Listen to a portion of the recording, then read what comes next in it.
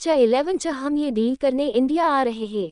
अब तक 4 घंटे बाद त्रियांश उस लड़की से अलग होता है और इसी लड़की के चेहरे को देखता है जो पूरा पसीने से भीग गया था और उसके चेहरे पर सेटिस्फैक्शन दिख रहा था और थकावट भी दिख रही थी।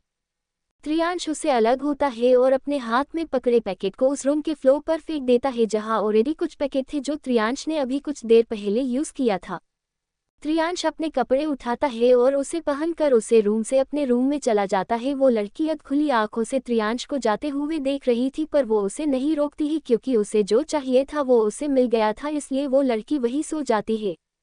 त्रियांश अपने रूम में आता है और वॉशरूम में चला जाता है। शॉवर ऑन करके त्रियांश शॉवर के नीचे खड़ा हो जाता है और नहाने लगता है। कुछ देर बाद त्रियांश वॉशरूम से बाहर आता है और कुछ निर्मल कपड़े पहनकर बेड पर जाके लेट जाता है।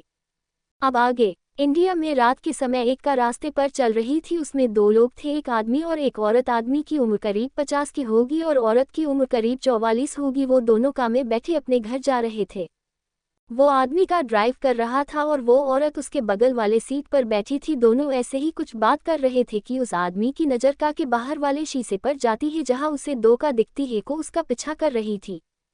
तभी उस 2 कार में से एक कार वाला उस आदमी के कार को पीछे से ठोक देता है जिसे वो कार एक पैर से जाके टकरा जाती है। वो कार उस आदमी के कार को खाई में गिराने के लिए आगे बढ़ रहे थे क्योंकि सामने खाई थी। वो गुंडे लोग उस आदमी की कार को जैसे ही फिर से हिट करने वाले थे कि तभी उनके कानों में पुलिस की गाड़ी की आवाज़ आती है जिसे सुन वो लोग जल्दी से वहां से अपनी कार लेके निकल जाते हैं।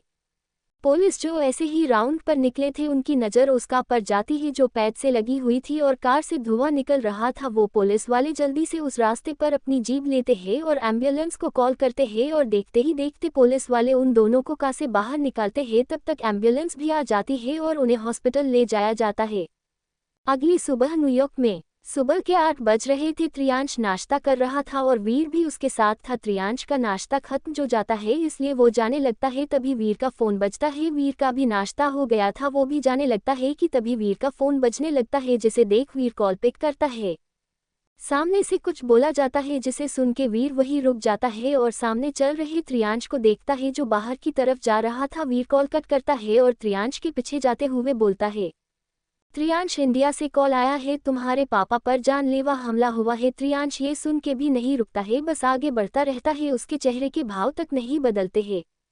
वीर ये देख के शॉक नहीं होता है, उसे पता है त्रियांश के बारे में। वीर आगे बोलता है, तुम्हारे माँ पर भी हमला हुआ है, वो भी उस कार में थी। ये सुनते ही त्रियांश चलते चलते वहीं के वहीं रुक जाता है। उसके चेहरे के एक्सप्रेशन बदल जाते हैं, उसके हाथों की मुठ्ठियाँ कस जाती है। त्रियांश खुद को संभाल लेता है और आगे बढ़ते हुए वीर से बोलता है, उस आदमी को कॉल करो और बोलो हम ये डील करने इंडिया आ रहे हैं। लड़की का फोटो भेजने के लिए बोलो, हम इंडिया उतरते ही उसे किडनैप करेंगे। इतना बोल के त्रियांश कार में जाके बैठ जाता है। वीर भी कार में बैठ जाता है और उसी नंबर पर कॉल करता है जिस नंबर से उसे कॉल आया था। वीर के कॉल करते ही सामने से जल्दी से फ़ोन पिक होता है। वीर उसे बोलता है, हम ये डील करने के लिए तैयार हैं, आप लड़की की फ़ोटो भेजो मुझे, हम इंडिया आते ही तुम्हारा काम कर देंगे। तो सामने से आवाज़ आती है, आप इंडिया आए, आपको लड़की की फ़ोटो मिल जाएगी और आधा पेमेंट भी। वीर कुछ नहीं बोलता और कॉल कट करता है। वहीं इंडिया में हॉस्पिटल में आनंदी जी आती है। उनके चेहरे पर दर्द दिख रहा था, वो डरते हुए आगे बढ़ रही थी। आनंदी जी रिसेप्शन पर जाके बोलती है, धनुज ओबोरॉय और शीला ओबोरॉय किस वार्ड में है। वो लड़की आनंदी जी को बता देती है कि आगे से राइट और वो नंबर 5 में है। आनंदी जी जल्दी से भागते हुए वहां जाती है। उस वार्ड का गेट खोलता है तो सामने एक आदमी था जिसके सर पर पट्टी बंधी हुई थी और उसके पास एक औरत बैठी थी, उसके हाथ में पट्टी बंधी हुई थी। उस दोनों को ज्यादा लगा नहीं था, बस थोड़ा सा ही लगा था। आनंदी जी अंदर आती हुए डरी हुई आवाज में बोलती है, भाई आप ठीक तो है ना, आपको ज्यादा लगी तो नहीं। वो आदमी आनंदी जी को देख बोलता है, नहीं आनंदी मुझे नहीं लगी है, मैं ठीक हूँ, ये कोई और नहीं त्रियांश के माँ पापा है, धनुज ओबोरॉय और शीला ओबोरॉय। आनंदी जी शीला ओबोरॉय को देख बोलती है, भाभी आप ठीक जो ना। शीला जी आनंदी जी को देख बोलती है, हम दोनों ठीक है, बस कुछ थोड़ी चोट लगी है, ज्यादा कुछ नहीं हुआ है, तुम यहाँ की वाई हो पीहू को अकेला छोड़कर। आनंदी जी उन दोनों को देखकर रोते हुए बोलती है, मैंने कहा था ना भाई, आप इन सब से दूर रहिए वरना आपकी जान पर बनाएगी। और देखिए वही हुआ, आपकी जान पर बनाई है, अगर आपको कुछ हो गया तो। धानुज जी आनंदी जी को देख बोलते ही मुझे कुछ हुआ तो नहीं ना, फिर क्यों रो रही हो, चुप हो जाओ। आनंदी जी उनकी बात सुनकर बोलती है पर भाई अगर कुछ हो जाता तो। शीला जी आनंदी जी के पास आके बोलती है तुम चिंता मत करो और रोना बंद करो पहले, और जाओ पीहू के पास जाओ, उसे हम भी घर जा रहे हैं अब, और हाँ आज रात तक पीहू को घर लेके जरूर आना, ठीक है। आनंदी जी उनकी बात सुन के बोलती है पर दीदी मैं वहाँ कैसे पीहू को लेके आओ। धानुक जी आनंदी जी को देख बोलते हैं डरो मत, तुम सिर्फ घर रात तक आ जाओ पीहू को लेके, फिर आगे का आगे देखेंगे, अब तुम जाओ घर। आनंदी जी वहां से निकल जाती है। शीला जी धानुक जी के पास आके बोलती है अब क्या करें, हमारी वजह से आनंदी इतने मुसीबत में पड़ गई है, हम उसे इन सब से बाहर कैसे निकाले। धानुक जी शीला जी को देख बोलते हैं जो हुआ है हमारी वजह से हुआ है तो इसे हम ही शोल करेंगे। मैं आपको बता देती हूँ कि आनंदी जी और धानुक जी कोई सगे भाई बहन नहीं है। धानुज जी और शीला जी उस रूम से बाहर निकल जाते हैं और हॉस्पिटल के बाहर आके कार में बैठ जाते हैं। ड्राइवर का हॉस्पिटल से बाहर निकाल देता है। डन। कैसी होगी त्रियांश और पीहू की पहली मुलाकात, कोई है जिसने धानुक जी पर हमला किया है, जानने के लिए पढ़ते रहिए मेरी स्टोरी खलनायक च 12 ये दोनों एक नंबर के राक्षस है। अब तक आनंदी जी उनकी बात सुन के बोलती है पर दीदी मैं वहाँ कैसे पीहू को लेके आओ। धानुक जी आनंदी जी को देख बोलते हैं डरो मत, तुम सिर्फ घर रात तक आ जाओ पीहू को लेके, फिर आगे का आगे देखेंगे, अब तुम जाओ घर। आनंदी जी वहां से निकल जाती है। शीला जी धानुक जी के पास आके बोलती है अब क्या करें, हमारी वजह से आनंदी इतने मुसीबत में पड़ गई है, हम उसे इन सब से बाहर कैसे निकाले। धानुक जी शीला जी को देख बोलते हैं जो हुआ है हमारी वजह से हुआ है तो इसे हम ही शोल करेंगे। मैं आपको बता देती हूँ कि आनंदी जी और धानुक जी कोई सगे भाई बहन नहीं है। धानुज जी और शीला जी उस रूम से बाहर निकल जाते हैं और हॉस्पिटल के बाहर आके कार में बैठ जाते हैं। ड्राइवर का हॉस्पिटल से बाहर निकाल देता है। अब आगे त्रियांश इंडिया के लिए निकल चुका था, थोड़ी देर में उसका जेट इंडिया लैंड करता। वहीं दूसरी तरफ आनंदी जी तैयार होकर हॉल में आती है और पीहू को आवाज लगाती है पीहू बच्चा जल्दी करो, हमें रात होने से पहले ही तुम्हारे मामा के घर जाना है। पीहू अंदर से अपनी मम्मी को बोलती है मम्मा बस 5 मिनट, पीहू तैयार हो गई है, बस पीहू अभी आ रही है डोडो को लेके। आनंदी जी पीहू की बात सुन के बोलती है पीहू डोडो को यही रख दो, उसे अपने साथ क्यों लेके चल रही हो, चलो जल्दी करो। पीहू अपने डोडो को पकड़ के नीचे आते हुए बोलती है मम्मा डोडो हमेशा पीहू के साथ ही रहेगा, डोडो को पीहू से कोई अलग नहीं करेगा, आप भी नहीं, और मैं आपसे गुस्सा हूँ, आपने पीहू को बाहर खेलने नहीं दिया ना, पीहू आपसे कट्टी है और पीहू का डोडो भी आपसे कट्टी है, आप पीहू और पीहू के डोडो से बात मत करो। ये सब बोलते हुए पीहू ने अपना छोटा सा मुंह गुब्बारे की तरह फुला लिया था जिसे पीहू बहुत क्यूट लग रही थी, उसे अभी कोई देखता तो सच में उसके प्यार में पड़ जाता। आनंदी जी पीहू को घूर के देखते हुए बोलती है अच्छा तुम अपने प्यारी मम्मी से कट्टी हो। पीहू जल्दी से हाँ में सर हिला देती है तो आनंदी जी हंसते हुए उसके पास जाती है और उसके फूले हुए गोरे गोरे गालों पर एक एक करके किस करती है और बोलती है सॉरी पीहू बच्चा, मम्मी को माफ कर दो, चलो मम्मी आपको आइसक्रीम देगी आज। आइसक्रीम का नाम सुनते ही पीहू का गुस्सा छूमंतर हो गया, वो अपने गोरे गोरे गाल को जो फुगा के बैठी थी वो जल्दी से आनंदी जी को देख बोलती है मम्मा पीहू आज आइसक्रीम खाएगी। आनंदी जी उसकी बात सुनकर हाँ में सर हिला देती है। पीहू खुशी के मारे वही कुत्ते हुए और अपने दोनों हाथों से ताली बजाते हुए बोलती है पीहू आज आइसक्रीम खाएगी, और आनंदी जी को देखते हुए बोलती है पीहू का डोडो भी आइसक्रीम खाएगा ना मम्मा। आनंदी जी बस हाँ में सर हिला देती है जिसे पीहू और खुश हो जाती है और खुशी के मारे किसी 5 साल के बच्चे की तरह कूदने लगती है। आनंदी जी पीहू को रोकते हुए बोलती है पीहू बच्चा रुक जाओ, चलो चलते हैं नहीं तो लेट हो जाएगा, चलो जल्दी चलो। इतना बोलकर आनंदी जी पीहू को घर से बाहर लेके चली जाती है। आनंदी जी पीहू को बाहर लेके आती है तो सबसे पहले बाहर अपनी नज़रों को घुमाती है, चारों तरफ उसे बाहर कुछ नहीं दिखता है तो वो पीहू के लेके बाहर का की तरफ बढ़ जाती है। तभी वो ड्रोन वहां आता है और उस ड्रोन में कैमरा लगा हुआ था जिसे कैमरे में सब कुछ कैप्चर हो रहा था। आनंदी जी पीहू हो जल्दी से का में बैठा देती है और का डोर बंद करती है और उस ड्रोन को गुस्से से देखने लगती है और वहां से दूसरी साइड से कार में बैठ जाती है और ड्राइवर का उस घर से बाहर लेके निकल जाता है और वो ड्रोन भी वहां से निकल जाता है। वहीं दूसरी तरफ त्रियांश का जेट इंडिया लैंड कर चुका था। त्रियांश जेट से बड़े रोप से बाहर उतरता है। त्रियांश ने पूरे ब्लैक कपड़े पहने हुए थे और एक बड़ा ब्लैक जैकेट जो उसके घुटने से थोड़ा नीचे आ रहा था, और उसने अपने बाल खुले छोड़े थे जो हवा के कारण उड़ रहे थे। उसने अपने पेंट के पॉकेट में दोनों हाथ डाले जेट से नीचे उतर रहा था। त्रियांश बहुत हैंडसम लग रहा था पर उतना ही खतरनाक भी लग रहा था। त्रियांश के इंडिया आने की खबर कुछ मीडिया वालों को लग गई थी जो उसे देखने वहां आए थे। त्रियांश बाहर की तरफ जा रहा था तभी एक बॉडीगार्ड त्रियांश के सामने आते हुए बोलता बॉस बाहर मीडिया है, उनको आपके आने की खबर लग चुकी है। तभी वीर का फोन बजने लगता है। वीर कॉल देखता है तो उसी इंसान का कॉल था। वीर कॉल पिक करता तो सामने से आवाज आती है, उस लड़की को आज ही किडनैप करना है। उस लड़की का लोकेशन मैं तुम्हें भेजता हूँ और उसका फोटो भी अभी भेजता हूँ। आधे पैसे में तुम्हें भेज दिए हैं, आधे काम होने के बाद। पर हाँ, तुम लोग ही उस लड़की को किडनैप करना और जब तक मेरा कॉल तुम्हें नहीं आता तब तक उसे अपने पास ही रखना है। इतना बोलकर वो आदमी कॉल कट करता है तो वीर फोन को घूर घूर के देखने लगता है और बोलता है, ये तो मुझे ऐसे ऑर्डर दे रहा है जैसे मेरा बाप है। तभी उसके फोन पे मैसेज आता है, जिस देख वीर उसे खोल देता है। वीर पीहू की फोटो देखता है तो बस देखता ही रह जाता है। पीहू ने फोटो में पिंक कलर का फ्रॉक पहना था और हाथ में डोडो को लिया हुआ था और हाथों पर प्यारी सी स्माइल थी जो किसी को भी घायल कर दे। वीर उसे फोटो को देखता है तो उसके चेहरे पर प्यारी सी स्माइल आती है। पीहू को देख के सामने जो बॉडीगार्ड खड़ा था वो जब वीर को स्माइल करता देखता है तो शॉक हो जाता है और अपने मन में बोलता है, ये दोनों एक नंबर के राक्षस है, ये और इस दूसरे राक्षस के चेहरे पर स्माइल ही, ये तो बड़ी अजीब बात है। तभी त्रियांश की आवाज उसके कानों में आती है। त्रियांश बोलता है, चलो दूसरे रास्ते से जाते हैं। तो वीर बोलता है, त्रियांश उस आदमी का कॉल आया था और वो आज ही इस लड़की को किडनैप करवाना चाहता है, तो क्या करे।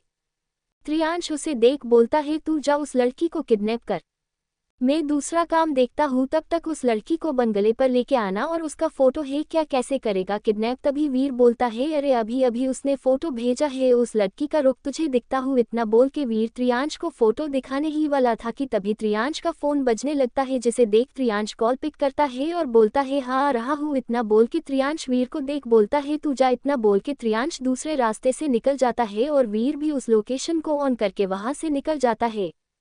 डन। क्या है ड्रोन का राज, कौन करा रहा है पीहू का किडनैप, क्या होगा जब पहली बार देखेगा त्रियांश पीहू को। जानने के लिए पढ़ते रहिए मेरी स्टोरी के चैप्टर। मेरी बेटी कोई चीज नहीं है अब तक। आनंदी जी पीहू को रोकते हुए बोलती है, पीहू बच्चा रुक जाओ, चलो चलते हैं, नहीं तो लेट हो जाएगा, चलो जल्दी चलो। इतना बोलकर आनंदी जी पीहू को घर से बाहर लेके चली जाती है। आनंदी जी पीहू को बाहर लेके आती है तो सबसे पहले बाहर अपनी नज़रों को घुमाती है, चारों तरफ उसे बाहर कुछ नहीं दिखता है तो वो पीहू के लेके बाहर का की तरफ बढ़ जाती है। तभी वो ड्रोन वहां आता है और उस ड्रोन में कैमरा लगा हुआ था, जिसे कैमरे में सब कुछ कैप्चर हो रहा था। आनंदी जी पीहू हो जल्दी से कार में बैठा देती है और कार का डोर बंद करती है और उस ड्रोन को गुस्से से देखने लगती है और वहां से दूसरी साइड से कार में बैठ जाती है और ड्राइवर का उस घर से बाहर लेके निकल जाता है और वो ड्रोन भी वहां से निकल जाता है। अब आगे एक बड़ी सी बिल्डिंग, उस बड़े से बिल्डिंग के टॉप फ्लोर पर एक कैबिन था जिसमें एक लड़का बैठा था, उसके सामने लैपटॉप था, वो इस लैपटॉप में देख के मुस्कुरा रहा था। तभी वो जोर से चिल्लाता है, अधीरा। एक लड़का उस केबिन में आता है जिसकी उम्र करीब उस लड़के जितनी ही होगी, 28-29 साल। सामने वाला लड़का अपना सर झुका के बोलता है, भाई बोलिए क्या बात है। वो लड़का लैपटॉप से अपनी नजरें उठा के सामने देखते हुए बोलता है, अधीर मेरी पीहू घर से बाहर निकल चुकी है, जाओ उसे लेके आओ मेरे पास, सामने कोई भी आए उसे जान से मार दो, पर मुझे आज मेरी पीहू चाहिए मेरे पास, समझे। इतना बोलकर वो चुप हो जाता है। अधीर बस हाँ में सर हिला देता है और कैबिन से बाहर निकल जाता है और वो लड़का फिर से लैपटॉप में देखने लगता है और बोलता है, पीहू माय बाबी डॉल, बहुत जल्द अब तुम मेरे पास होगी, अब तुम्हारी माँ और तुम्हारा वो माँ का मुंह बोला भाई कुछ नहीं कर सकते हैं मेरा। इतना बोलकर वो जोर जोर से हंसने लगा था। वही दूसरी तरफ त्रियांश दूसरी कार से अपने दूसरे काम के लिए निकल चुका था और वीर पीहू को लेने निकल चुका था। वीर कार में बैठता है तो ड्राइवर का स्टार्ट करता है तो वीर उसे अपना फोन देते हुए बोलता है, इस लोकेशन का पीछा करो और जल्द से जल्द मुझे इस लोकेशन के पास पहुंचाओ। इतना बोल के वीर अपना सर सीट के पीछे लगा देता है और आंखें बंद करता है। वही दूसरी तरफ आनंदी जी के चेहरे पर काफी परेशानी थी, उनके चेहरे पर डर भी दिख रहा था। तभी उनका फोन बजता है तो कॉल रिसीव करके बोलती है, हाँ भाई मैं निकल चुकी हूँ, बस कुछ ही देर में पहुंच जाऊंगी। तो सामने से आवाज आती है, ठीक है संभल कर आना। इतना बोलकर सामने से कॉल कट हो जाता है। तभी आनंदी जी बैक मिरर से देखती है तो उसके पीछे कुछ कार आ रही थी। आनंदी जी ड्राइवर को देख बोलती है, ड्राइवर जल्दी करो, कार फास्ट चलाओ। इतना बोलकर वो पीहू को अपने पास खींच लेता है जो आइसक्रीम खा रही थी। पीहू अपना छोटा सा मुंह गुब्बारे की तरह फुला लेती है और अपना छोटा सा क्यूट सा चेहरा आनंदी जी के सीने से बाहर निकलकर मुंह फुलाकर आनंदी जी को देखते हुए बोलती है, ओह मम्मा क्या किया आपने, देखो मेरी आइसक्रीम गिर जाती है, फिर मैं क्या खाती। आनंदी जी पीहू की बात सुन के उसे देखती है और उनके चेहरे पर क्यूट सी स्माइल आती है क्योंकि पीहू के चेहरे पर उसके खींचने की वजह से थोड़ी आइसक्रीम लग गई थी जिसे छोटी सी खूबसूरत पीहू और खूबसूरत और क्यूट दिख रही थी। आनंदी जी को मुस्कुराते हुए देख पीहू मुंह बना बना के बोलती है, ओहो मम्मा आप की मुस्कुरा रहे हो, पहले तो आपने हमारी आइसक्रीम भी थोड़ी सी गिरा थी, अब हम दोनों क्या खाएंगे इतनी सी आइसक्रीम में। आनंदी जी उसकी बात सुन के मुस्कुरा के उसके माथे पर किस करते हुए बोलती है, कोई नहीं बाद में दे दूंगी, अब जितना है उतना खाओ ठीक है। इतना बोल के आनंदी जी का के व्यक मिरर में देखती है जो तो वो कास और आनंदी जी केका के पास आ गई थी। आनंदी जी ड्राइवर को देख बोलती है, ड्राइवर जल्दी करो, हमें जल्द से जल्द ओबरॉय मेंशन पहुंचन है। तभी वो को पीछे दो का थी, वो आनंदी जी की कार को ओवरटेक करते हुए आगे आती है तो ड्राइवर जल्दी से कार का ब्रेक लगा देता है क्योंकि उसके सामने दो कार खड़ी थी उसका रास्ता रोक के। आनंदी जी बाहर देखती है तो थोड़ा डर जाती है, फिर अपनी बेटी को देखती है तो उनके अंदर ताकत आती है और वो अपने मन में बोलती है, मेरे जीते जी में तुम्हें कुछ नहीं होने दूंगी। इतना बोल के आनंदी जी पीहू को बोलती है, पीहू कार से बाहर मत आना, मैं अभी आए। हाँ पीहू भी अपनी मम्मा को देख बोलती है कि मम्मा आप बहरा जा रही हो। आनंदी जी हाँ में सर हिला देती है और कार से बाहर निकलकर सामने वाली कार को देखती है। सामने वाली कार से कुछ गुंडे बाहर आते हैं और एक कार का गेट खोलते हैं जिसमें से अधीर बाहर आता है और सामने खड़ी आनंदी जी को देख मुस्कुराने लगता है। आनंदी जी उसकी मुस्कुराहट देख चिढ़ जाती है और थोड़ा आगे बढ़कर अधीरा को देख बोलती है, क्या काम है अधीर की, रास्ता रोका है मेरा। अधीर आनंदी जी की बात सुन के मुस्कुराते हुए आगे बढ़ के बोलता है, ओहो छोटी मासी इतना गुस्सा कीव में तो बस यहाँ अपने भाई की चीज लेने आया हूँ। ये सब बोलते हुए अधीर आगे बढ़ रहा था जिसे देख आनंदी जी गुस्से में आग बबूला होते हुए बोलती है, मेरी बेटी कोई चीज नहीं है समझे, और हाँ आगे मत आना, भूलो मत कौन हूँ। तभी अधीर भी बोलता है, आप भी मत भूलो हम कौन है। इतना बोल के अधीर का की तरफ आगे बढ़ता है कि तभी आनंदी जी उसका रास्ता रोकते हुए बोलती है, रुक जाओ अधीर वरना अच्छा नहीं होगा। अधीर आनंदी जी को ऊपर से नीचे देखते हुए बोलता है, आप रोकेगी मुझे छोटी मासी, आपको लगता है आप मुझे रोक पाएंगी। इतना बोलकर अधीर आके बढ़ जाता है जिसे आनंदी जी उसे रोकने की बहुत कोशिश करती है पर रोक नहीं पाती है। अधीर का के पास आके का डोर खोलता है और अंदर बैठी पीहू को देख मुस्कुरा देता है। पीहू उसे देख डर जाती है क्योंकि वो कभी किसी से ज्यादा मिलती नहीं थी। अधीर पीहू का हाथ पकड़ के उसे कार से बाहर निकालता है और उसे ले जाने लगता है। आनंदी जी उसे रोकने की बहुत कोशिश करती है पर हर बार नाकामयाब हो जाती है। पीहू अपनी मां को रोता देख वो भी रोने लगती है और अपने छोटे छोटे हाथों से अधीर के बड़े हाथों पर मारने लगती है जिसे अधीर को कुछ भी फर्क नहीं पड़ता है। आनंदी जी अधीरा के सामने आती हुए बोलती है, अधीरा रुक जाओ वरन अच्छा नहीं होगा। तभी अधीरा के मुंह पर एक जोरदार चाटा आके लगता है, अधीरा का मुंह एक साइड हो जाता है। आनंदी जी जल्दी से अपनी बेटी का हाथ पकड़ के अपने पास खींचती है और कार की तरफ बढ़ जाती है। तभी एक कार वहां आगे रुकती है। अधीरा का गुस्सा बढ़ चुका था, वो अपने साथ जितने आदमी लाया था उस सबको आनंदी जी को पकड़ने को बोलता है। आनंदी जी उसका में बैठकर आगे निकल जाती है, उसके पीछे अधीरा की कार होती है जो उनका पीछा कर रही थी। डन। क्या अधीर पीहू को अपने साथ ले जा पाएगा, क्या वीर पीहू को अपने साथ लेके जाएगा, क्या रिश्ता है आनंदी जी का उन लोगों के साथ की। अधीरा ने आनंदी जी को छोटी मासी कहा है, जानने के लिए पढ़ते रहिए मेरी स्टोरी खलनायक च 14 च पीहू 3 के घर। अब तक आनंदी जी उसे रोकने की बहुत कोशिश करती है पर हर बार नाकामयाब हो जाती है। पीहू अपनी मां को रोता देख वो भी रोने लगती है और अपने छोटे छोटे हाथों से अधीर के बड़े हाथों पर मारने लगती है जिसे अधीर को कुछ भी फर्क नहीं पड़ता है। आनंदी जी अधीरा के सामने आती हुए बोलती है, अधीरा रुक जाओ वरन अच्छा नहीं होगा। तभी अधीरा के मुंह पर एक जोरदार चाटा आके लगता है, अधीरा का मुंह एक साइड हो जाता है। आनंदी जी जल्दी से अपनी बेटी का हाथ पकड़ के अपने पास खींचती है और कार की तरफ बढ़ जाती है। तभी एक कार वहां आगे रुकती है। अधीरा का गुस्सा बढ़ चुका था, वो अपने साथ जितने आदमी लाया था उस सबको आनंदी जी को पकड़ने को बोलता है। आनंदी जी उसका में बैठकर आगे निकल जाती है, उसके पीछे अधीरा की कार होती है जो उनका पीछा कर रही थी।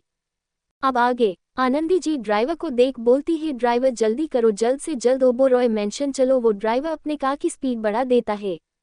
अधीरा बहुत गुस्से में था, वो भी कार फास्ट ड्राइव करने लगता है और आनंदी जी के कार के आगे जाके खड़ा हो जाता है। तभी आनंदी जी की कार के पीछे भी एक कार लग जाती है। अधीरा बाहर निकलता है और कार की तरफ बढ़ जाता है। आनंदी जी ये देख के समझ जाती है कि आज अधीरा पीहू को लेके जरूर जाएगा, इसलिए वो जल्दी से पीहू को अपने सीने से लगा देती है और कार के दूसरे साइड से निकल जाती है और पीहू के लेके भागने लगती है। अधीरा को गुस्सा आने लगता है और वो चिल्लाते हुए बोलता है, मौसी कुछ भी कर लो आप पीहू को नहीं बचा पाओगी, उसे मेरे भाई ने जीता है तो उसकी जीती हुई चीज उसे दे दो।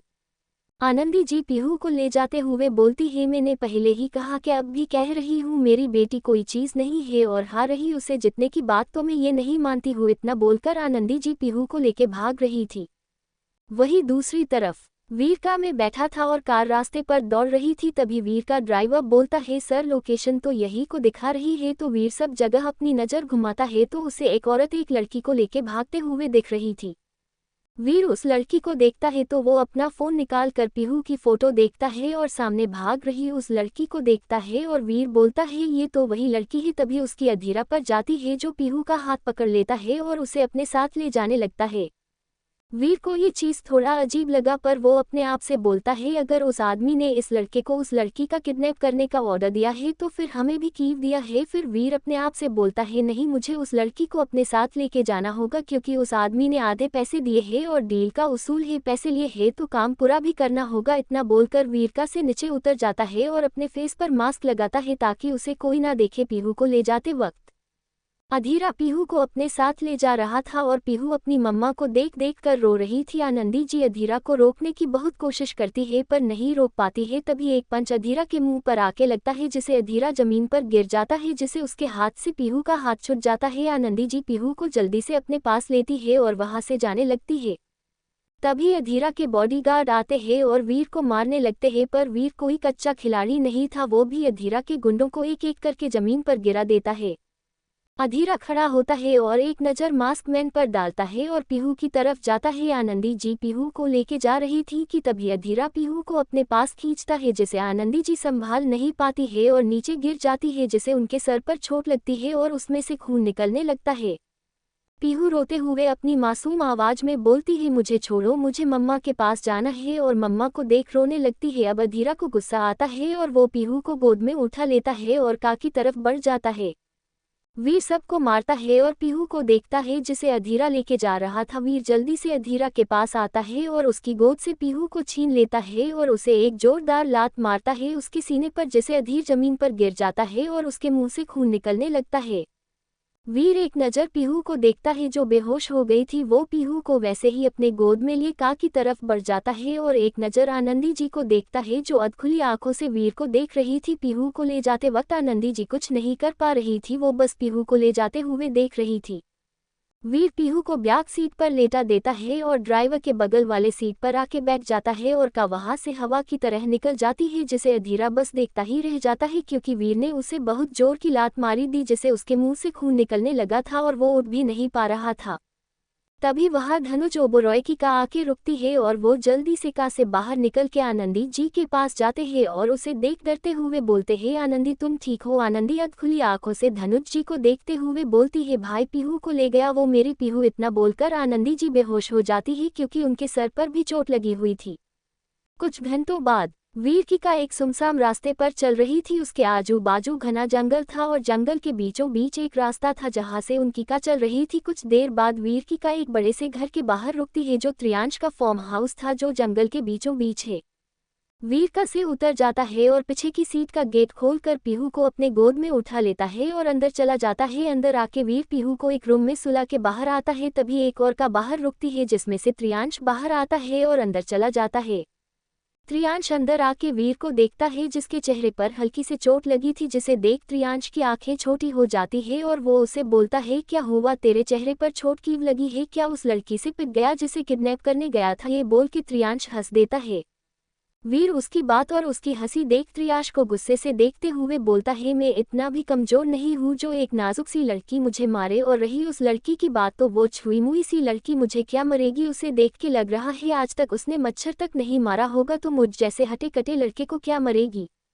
त्रियांश बोलता है, चल छोड़ मजाक, बता क्या हुआ तुझे। वीर त्रियांश को देख बोलता है, पता नहीं उस आदमी ने किस किस को किडनैपिंग की ऑर्डर दिया है। मैं जब जा रहा था तो एक लड़का और उसके आदमी उस लड़की को किडनैप कर रहे थे, पर हमने उनसे आधा पेमेंट लिया है इसलिए मुझे उस लड़की को लाना पड़ा। पर कुछ भी बोल, लड़की है बड़ी मासूम, एकदम छोटे बच्चे की तरह।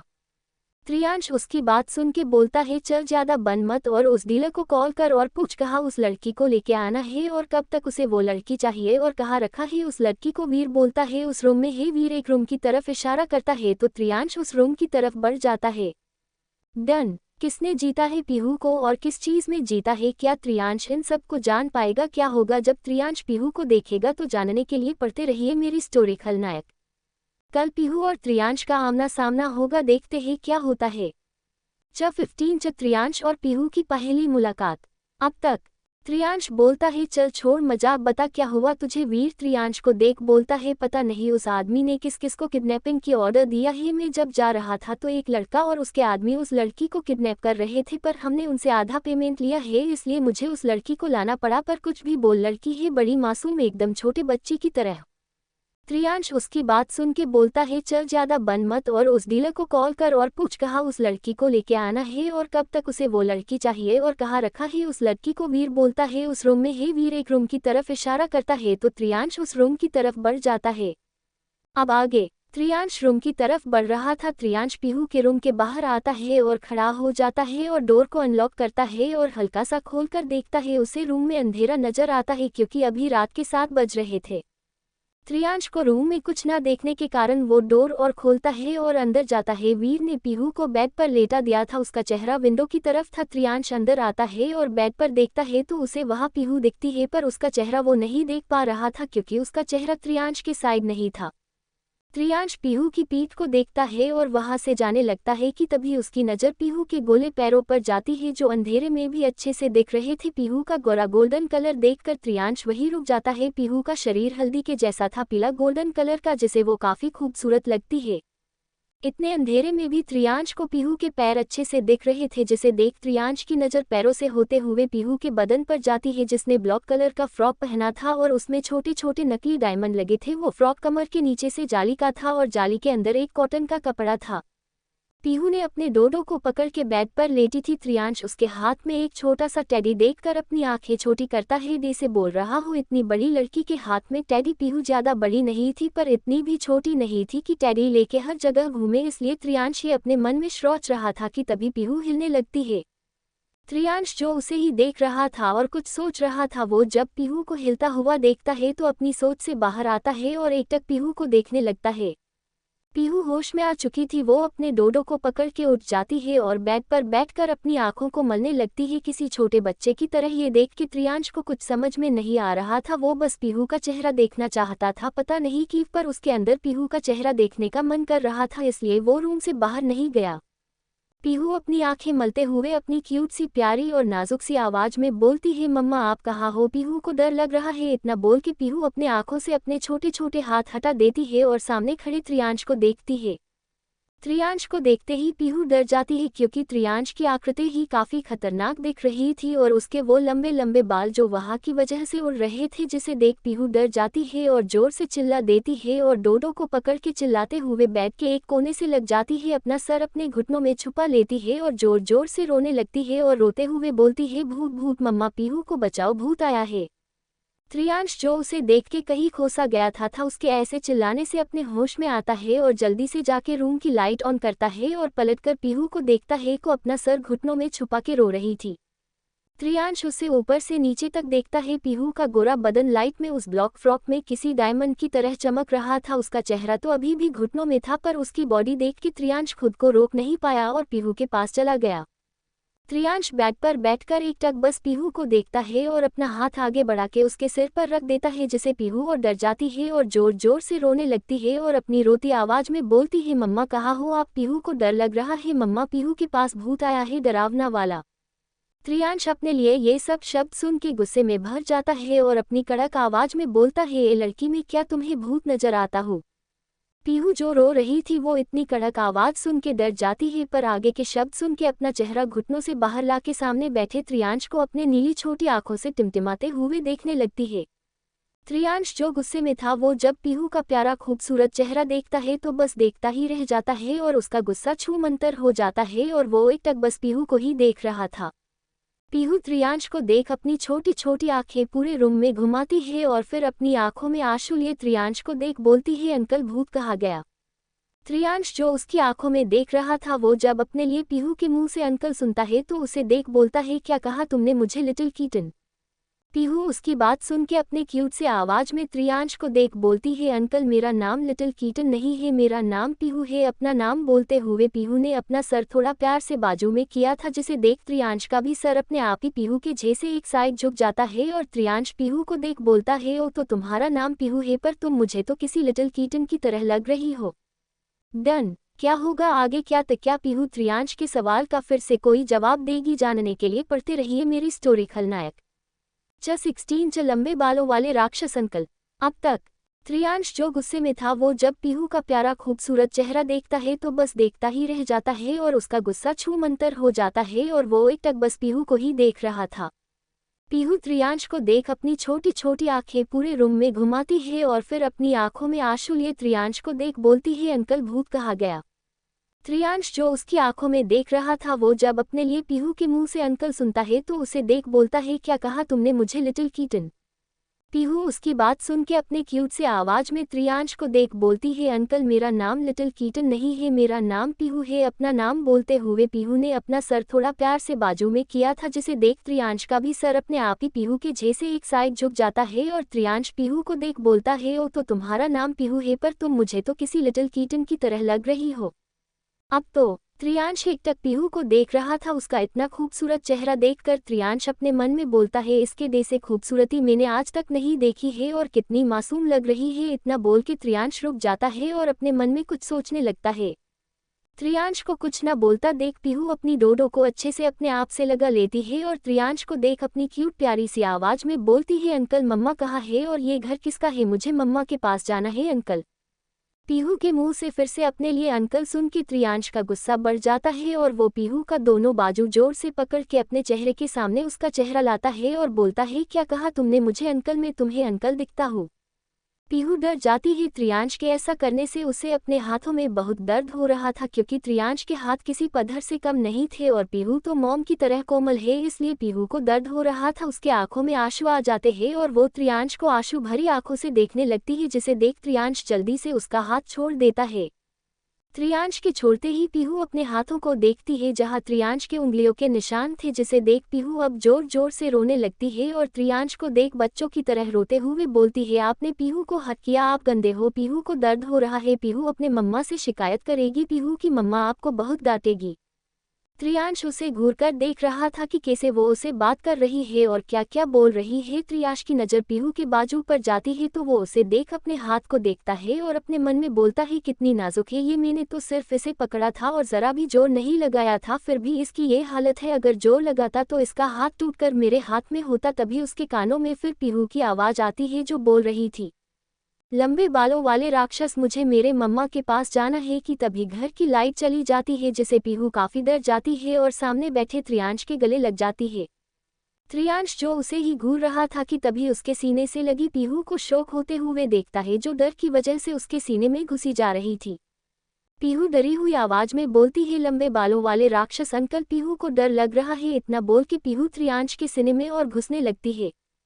त्रियांश जो उसे गुस्सा आया था पीहू के मुंह से अपने लिए लंबे बालों वाला राक्षस सुन के वो पीहू को पकड़ के अपने आप से दूर करने वाला था कि तभी उसके हाथ हवा में रुक जाते हैं, क्योंकि पीहू त्रियांश के चेस्ट पर अपने गाल रख देते हैं। क्योंकि उसे डर लग रहा था इसलिए जहां रास्ता मिल रहा था पीहू वहां घुसती जा रही थी बिना कुछ सोचे समझे। वही त्रियांश के मजबूत मस्कुलर बॉडी पर पीहू को मुलायम गला लगते ही उसका गुस्सा छूमंतर हो जाता है और उसके अंदर एक कर्ट सा दौड़ जाता है और उसे अपने अंदर गर्म फील होने लगती है। त्रियांश के शर्ट के 3 बटन खुले होने के कारण त्रियांश को पीहू के गाल अच्छे से फिल हो रहे थे। त्रियांश को पता नहीं क्या होता है और वो पीहू का चेहरा पकड़ के अपने सीने से बाहर लाता है और अपने दोनों बड़े हाथों में पीहू का छोटा सा प्यारा सा चेहरा भर लेता है और उसे एकटक देखने लगता है, जिसे देख पीहू प्यारी आवाज में बोलती है, लंबे बालों वाले राक्षस अंकल पीहू को डर लग रहा है। पीहू अपने ही धुन में बोले जा रही था, उसे कहाँ पता था कि त्रियांश उसकी बात सुन ही नहीं रहा है। त्रियांश की नजरें तो पीहू के हिलते होठों पर है, वो उसे बड़े गौर से देख रहा था। पीहू के गुलाबी होठ और उसकी वो नीली आंखें त्रियांश को मदहोश कर रही थी। पीहू बस बोले जा रही थी पर त्रियांश है कि उसकी बातें सुन ही नहीं रहा था। त्रियांश पीहू के हिलते होठों को देखता है और अपने एक हाथ जो उसने पीहू का गाल पकड़ा था उसके एक हाथ के अंगूठे से पीहू के नर्म मुलायम लिप्स पे अपने अंगूठा रखता है और उसे सहलाने लगता है, जिसे देख पीहू बोलती है, क्या कर रहे हो लंबे बालों वाले राक्षस अंकल? त्रियांश अभी भी कुछ नहीं बोलता है और वैसे ही उसके होठों को अंगूठे से सहलाते हुए उसके होठों की तरफ बढ़ जाता है। डन। क्या तो त्रियांश पीहू को किस कर लेगा? क्या कहोगी पीहू? त्रियांश के किस करने के बाद क्या होगा? आगे जानने के लिए पढ़ते रहिए मेरी स्टोरी खलनायक CH17। जब पीहू त्रियांश के गोद में। अब तक लंबे बालों वाले राक्षस अंकल। पीहू को डर लग रहा है। पीहू अपने ही धुन में बोले जा रही था। उसे कहाँ पता था कि त्रियांश उसकी बात सुन ही नहीं रहा है। त्रियांश की नजरें तो पीहू के हिलते होठों पर है। वो उसे बड़े गौर से देख रहा था। पीहू के गुलाबी होठ और उसकी वो नीली आंखें त्रियांश को मदहोश कर रही थी। पीहू बस बोले जा रही थी पर त्रियांश है कि उसकी बातें सुन ही नहीं रहा था। त्रियांश पीहू के हिलते होठों को देखता है और अपने एक हाथ जो उसने पीहू का गाल पकड़ा था उसके एक हाथ के अंगूठे से पीहू के नर्म मुलायम लिप्स पे अपने अंगूठा रखता है और उसे सहलाने लगता है, जिसे देख पीहू बोलती है, क्या कर रहे हो लंबे बालों वाले राक्षस अंकल?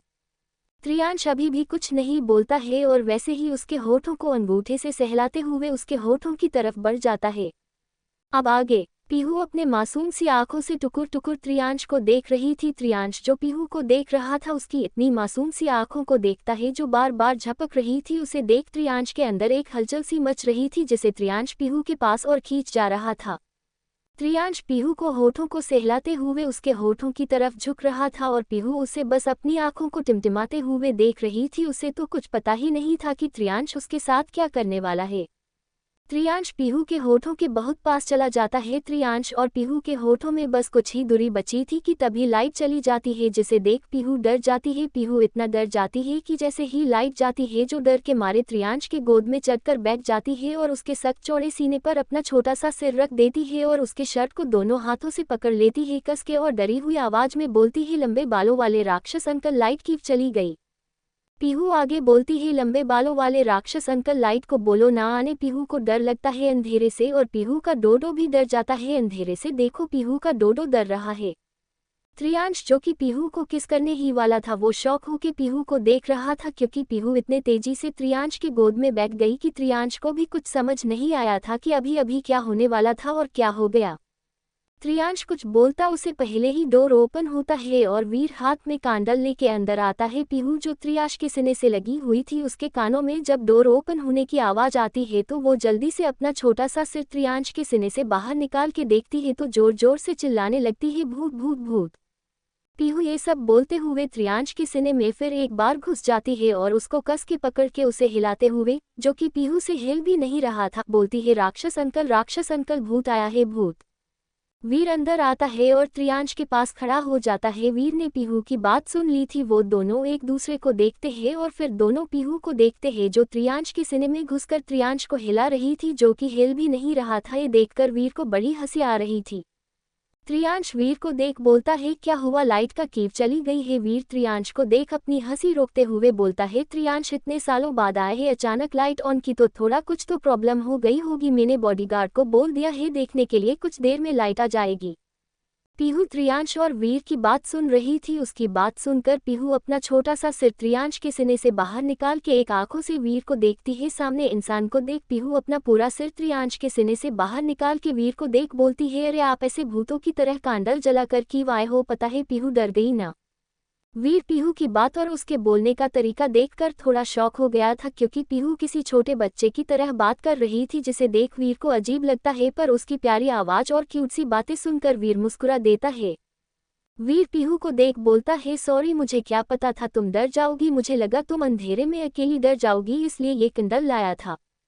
त्रियांश उन दोनों को बात करता देख वीर को घूर के देखने लगता है, जिसे देख वीर जल्दी से वहां से निकलने लगता है। तभी पीहू त्रियांश के गोद से उठ जाती है और वीर को देख बोलती है, अंकल मुझे घर जाना है, मम्मा के पास जाना है, मुझे घर लेके चलो ना।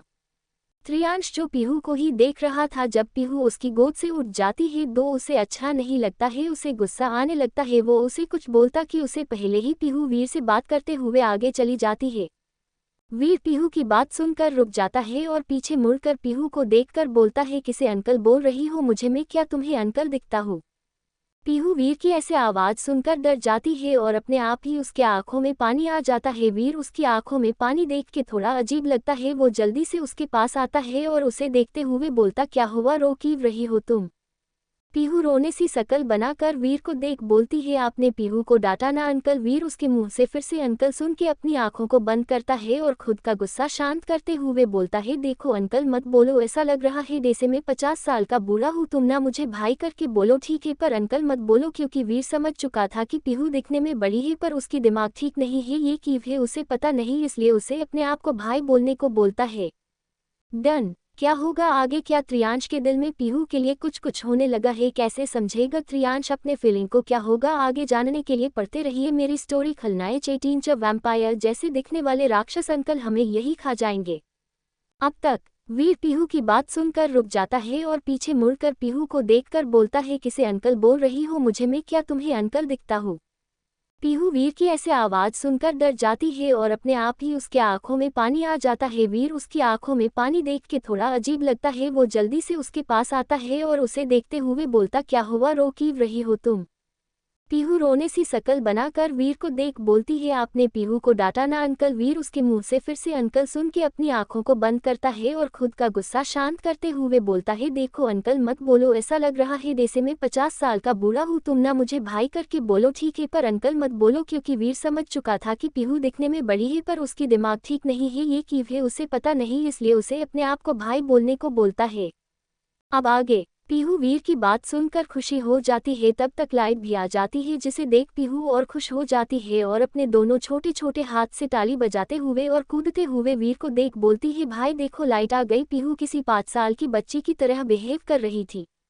पीहू जब कूद रही थी तब उसका फ्रॉक ऊपर हो रहा था जिसमें से उसकी गौरी पतले पैर दिख रहे थे, जिसे देख त्रियांश अपना सलाइवा गटकते हुए जल्दी से उठ जाता है और उसके पास आके उसे देखने लगता है जो वीर से बातें करने में मस्त थी। वीर भी उसकी बातें सुन रहा था। पीहू वीर का बड़ा हाथ पकड़ के उसे देख बोलती है, भाई आपको पता है मैं मम्मा को हमेशा बोलती थी मुझे एक भाई भी चाहिए, तो मम्मा हमेशा बोलती है कि भगवान जी उसके लिए जरूर एक भाई देंगे, तो देखो भगवान जी ने मुझे एक भाई दे दिया। चलो मम्मा के पास जाते हैं, उन्हें भी तो बताना है ना कि मुझे भाई मिल गए हैं। चलो चलो जल्दी चलो। इतना बोलकर पीहू अपने छोटे छोटे हाथों से वीर को खींच रही थी और वीर भी चला जा रहा था। पीहू के खींचने से नहीं अपने आप ही चला जा रहा था, वरन पीहू कहाँ उसे खींच पाती है। त्रियांश बस आंखें फाड़े पीहू को देख रहा था। उसे पीहू पर गुस्सा आने लगा था क्योंकि पीहू उसे देख तक नहीं रही थी और यही अगर कोई और लड़की होती तो अब तक त्रियांश के पीछे पीछे घूम रही होती और ये लड़की उसे देख तक नहीं रही है।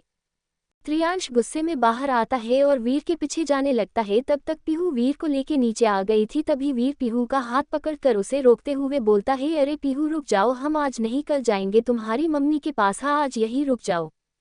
पीहू अपना छोटा सा मुंह फुला लेती है और वीर को देख बोलती है, भाई पर मुझे मम्मा के पास जाना है। तभी उसके कानों में त्रियांश की खतरनाक आवाज आती है, कहीं नहीं जाओगी तुम और चुपचाप यही बैठी रहो, बहुत हो गया तुम्हारा नाटक, अब चुपचाप बैठ जाओ। अगर मुझे गुस्सा और दिलाया ना तो तुम्हारे लिए अच्छा नहीं होगा, समझ गई लिटिल किटन। त्रियांश की इतनी खतरनाक आवाज सुनकर पीहू डर गई।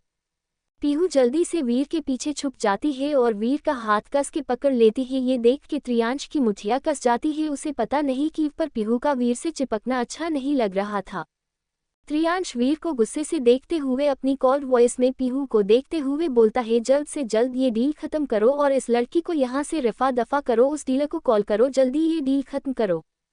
त्रियांश भले ही ये सब गुस्से में बोल रहा था पर ये सब बोलते हुए उसे अजीब लग रहा था कि पीहू को यहाँ से जाना पड़ेगा। पर त्रियांश ये सब बोल के सोफे पर बैठ जाता है और अपनी आंखों को बंद करता है और अपने आप से बोलता है, ये मामूली सी लड़की मुझ पर असर नहीं कर सकती है, मैं त्रियांश ओबेरॉय हूँ, ये लड़की मुझ पर असर नहीं कर सकती है। तभी उसके कानों में फिर से पीहू की आवाज आती है।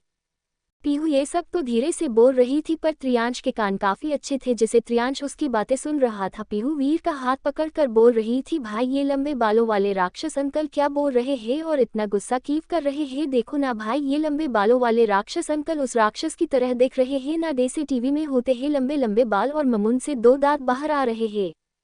वीर उसकी बात सुन के मन ही मन हंसने लगता है और अपने आप से त्रियांश को देखते हुए बोलता है, लड़की में दिमाग नहीं है पर बात सही की है और सही पहचाना है त्रियांश को। त्रियांश पीहू की बात सुनकर अपनी आंखों को खोल देता है और अपनी कॉल्ड आंखों से पीहू को घूरने लगता है जैसे उसे अभी के अभी खा जाएगा।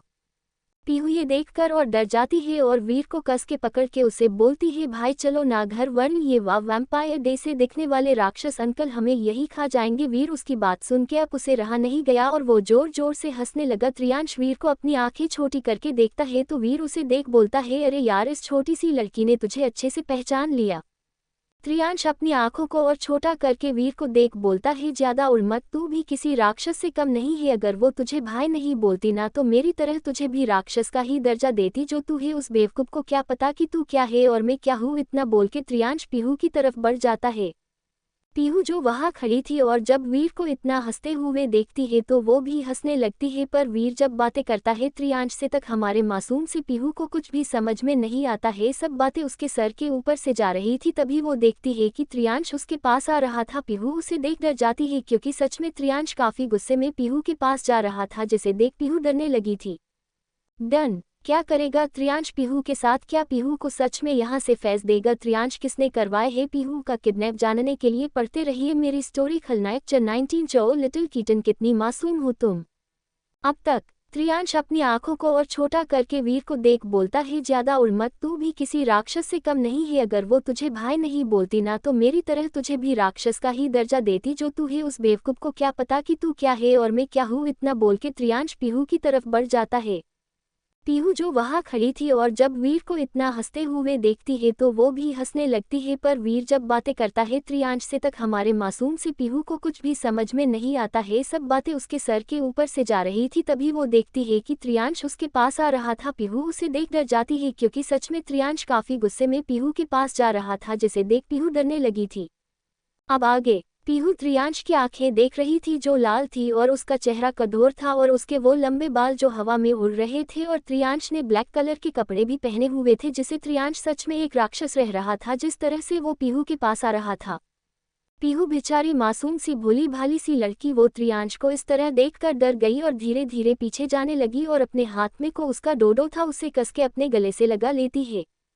त्रियांश पीहू की हरकतें नोट कर रहा था। उसे पता है कि पीहू उसे डर रही है, फिर भी वो नहीं रुका और पीहू के पास जाके उसके दोनों बाजू को अपने सख्त हाथों से पकड़ के अपने चेहरे के पास कर लेता है और थोड़ा सा नीचे झुककर अपना चेहरा पीहू के चेहरे के एकदम पास लाके डरावनी आवाज में बोलता है, क्या कहा था तुमने, मैं राक्षस हूँ? हम पीहू बेचारी इतना डर गई कि उसको बोलते नहीं हो रहा था। वो बस अपने मासूम सी आंखों में डर लिए त्रियांश को टुकुर टुकुर देख रही थी। पीहू त्रियांश से छूटने के लिए झटपटाने लगती है पर त्रियांश की पकड़ की वजह से वो हिल भी नहीं पा रही थी। अब पीहू को अपने हाथों में दर्द होने लगता है पर त्रियांश ने तो उसे कस के पकड़ा तक नहीं था, फिर भी पीहू को दर्द होने लगा था। त्रियांश पीहू को देखते हुए आगे बोलता है, बोलो क्या कहा था मुझे, मैं राक्षस हूँ, वैम्पायर हूँ, पता है राक्षस क्या करता है? इतना बोल के त्रियांश की नज़र पीहू के होठों पर जाती है जो डर की वजह से कांप रहे थे, जिसे देख त्रियांश के चेहरे पर एक खतरनाक स्माइल आती है और वो पीहू के होठों को देखते हुए बोलता है, चलो तुम्हें बता देता हूँ राक्षस क्या करता है। इतना बोल के त्रियांश पीहू के होठों की तरफ बढ़ने लगा। त्रियांश पीहू के होठों के बहुत पास चला जाता है। त्रियांश पीहू को किस कर पाता उसे पहले ही पीहू का रोना शुरू हो गया। पीहू को रोता देख त्रियांश रुक जाता है और पीहू को देखता है जिसके नीले आंखों में पानी का सैलाब आया था। पीहू अपने छोटे छोटे आंखों से मोटे मोटे आंसू बहाते हुए त्रियांश को देख रोते हुए सुबक रही थी। तभी वहां वीर आता है और पीहू को पकड़ के अपने पास खींचता है। त्रियांश ने उसे जोर से नहीं पकड़ा था, जिस वजह से पीहू त्रियांश के हाथ से निकलकर वीर के पास जाती है। वीर त्रियांश को देख बोलता है, क्या कर रहा था तू, पागल हो गया है क्या? वीर ने देख लिया था त्रियांश पीहू को किस करने वाला है, इसलिए वो आगे आता है पीहू को अपने पास लेने पर। तब तक पीहू रोने लग जाती है और वीर पीहू को अपने पास खींच लेता है। त्रियांश वीर को घूर के देखने लगता है। उसे गुस्सा आ रहा था, पर किस बात पर उसे गुस्सा आ रहा था ये तो उसे भी पता नहीं चल रहा था। वो पीहू को अपनी कठोर आंखों से घूर घूर कर देखने लगता है और वीर को देख बोलता है, इसे जल्द से जल्द यहाँ से भेज। वीर उसकी बात पे ध्यान नहीं देता है और पीहू को देख बोलता है, क्या हुआ बच्चा, क्यों रो रही हो? पीहू अपना चेहरा उठा के वीर को देखते हुए और रोते हुए वीर से बोलती है, भैया वो जो राक्षस अंकल है ना, उन्होंने पीहू का हाथ बहुत जोर से पकड़ा था, पीहू को दर्द हो रहा है यहाँ। इतना बोल के पीहू वीर को अपनी दोनों बाजू दिखाने लगती है जहाँ त्रियांश के हाथों के उंगलियां चप चुकी थी। वीर पीहू का दोनों हाथ देखता है। पीहू के गोरे बदन पर त्रियांश के हाथों के उंगलियों के निशान साफ साफ दिख रहे थे, जिसे देख वीर को थोड़ा गुस्सा आता है। त्रियांश जो कि वही बाजू में खड़ा था वो पीहू की बात सुन रहा था पर ऐसा जता रहा था जैसे उसे कुछ पड़ी ही नहीं है। पीहू जब वीर को ये सब बताती है तक त्रियांश की आंखें छोटी हो जाती है और वो पीहू की बाजू को देखता है जहां सच में त्रियांश के उंगलियों के निशान थे, जिसे देख त्रियांश खुद शॉक होता है क्योंकि उसे पता था कि उसने अपना जरा सा भी जोर पीहू पर नहीं लगाया था। फिर भी पीहू के हाथों पर त्रियांश की उंगलियां चप जाती है जिसे देख त्रियांश खुद शॉक था। त्रियांश खुद अपने आप से बोलता है कितनी नाजुक है, अच्छा हुआ जोर नहीं लगाया, नहीं हो इसके दोनों हाथ टूटकर मेरे हाथ में होते। त्रियांश ये सब सोच ही रहा था कि तभी उसके कानों में वीर की आवाज पड़ती है जो बोल रहा था, त्रियांश क्या किया तूने, देख ऐसे कोई करता है क्या। तभी पीहू का आवाज आती है जो रोते हुए बोल रही थी, भाई मुझे मम्मा के पास जाना है, ये राक्षस अंकल अच्छे नहीं है, गंदे है। पीहू की बात सुनकर वीर के चेहरे पर स्माइल आती है। त्रियांश पीहू की बात सुन के चीर जाता है और उसे घूर के देखता है और फिर वीर को घूर के देखता है और गुस्से में वहां से निकलकर सोफे पर जाके बैठ जाता है और दोनों को अपनी जलती हुई आंखों से देखने लगता है। वीर को बड़ा मजा आ रहा था। जब जब पीहू त्रियांश को राक्षस बोलती थी तब तब वीर को हंसी आती है। तभी त्रियांश वीर को देख चिढ़ते हुए बोला, ज्यादा दांत मत दिखा, तू भी राक्षस से कम नहीं है, भोला भाला नहीं है, समझा। वीर त्रियांश को देख बोलता है, मुझे पता है मैं राक्षस से कम नहीं हूँ, पर बच्ची ने तुझे पहचान लिया अच्छे से। पीहू जल्दी से वीर से दूर हो जाती है और जोर जोर से रोने लगती है जिसे देख वीर पीहू के पास जाता है, पर पीहू वीर को देख पीछे जाने लगती है और अपने डोडो को पकड़कर जोर जोर से रोने लगती है। त्रियांश उसे इतना रोते हुए देखता है तो जल्दी से उठ जाता है और पीहू के पास जाने लगता है, पर पीहू त्रियांश को अपने पास आता देखकर डर जाती है और जोर जोर से रोने लगती है। वीर त्रियांश को वही रोक देता है और पीहू के पास जाता है और उसे पकड़कर बोलता है, क्या हुआ कि रो रही हो इतना। पीहू सुबकते हुए बोलती है, आप दूर रहिए मुझसे, आप भी राक्षस हो ना। वीर पीहू की बात सुन के शौक होके बोलता है, क्या कहा तुमने, मैं राक्षस कब हुआ। पीहू अपनी प्यारी सी आवाज में आंखों को पोंछते हुए बोलती है, आपने ही तो कहा ना अभी कि आप भी राक्षस हो। वीर उसकी बात सुन के शौक हो जाता है और अपने आप से बोलता है, सच में पागल लड़की है यार। त्रियांश जो वही खड़ा था उसे पीहू की बात सुनकर हंसी छूट जाती है। वो भी अपने मन में बोलता है, ओ लिटिल कीटन कितनी मासूम हो तुम। डन। क्या पीहू यहाँ से निकल कर अपने मम्मी के पास जा पाएगी, क्या किसने करवाया है पीहू का किडनैप, जानने के लिए पढ़ते रहिए मेरी स्टोरी खलनायक। रुक जाते हैं जब वीर बोलता है कि कल मैं तुम्हें खुद छोड़ कर आऊंगा तुम्हारे मम्मा के पास। ये सुन के त्रियांश वीर को देखता है। पीहू के जाने के बाद वीर अपना फोन निकालता है और किसी को कॉल करता है, कर उसका फोन ही नहीं लग रहा था जिसे वीर इरिटेट हो रहा था। वीर फोन रख के त्रियांश को देख बोलता है, अरे यार कब से मैं उस डीलर को कॉल कर रहा हूँ पर उसका फोन ही नहीं लग रहा है। डन। कौन है वो लड़का की पड़ा है पीहू के पीछे, क्या उसे पीहू मिल जाएगी, क्या वीर कल पीहू को उस डीलर को सौंप देगा, किसने करवाया है पीहू का किडनैप, जानने के लिए पढ़ते रहिए मेरी स्टोरी खलनायक। लो दे दिया बड़ा चैप्टर, अब तो खुश हो ना, तो मुझे भी खुश कर दो लाइक और कमेंट करके, और हाँ अच्छे अच्छे रेटिंग के साथ रिव्यू देना ना भूले और मुझे फॉलो करें ताकि चैप्टर डे से ही मैं अपलोड करूँ आपको पता चल जाए, तो फॉलो करो मुझे।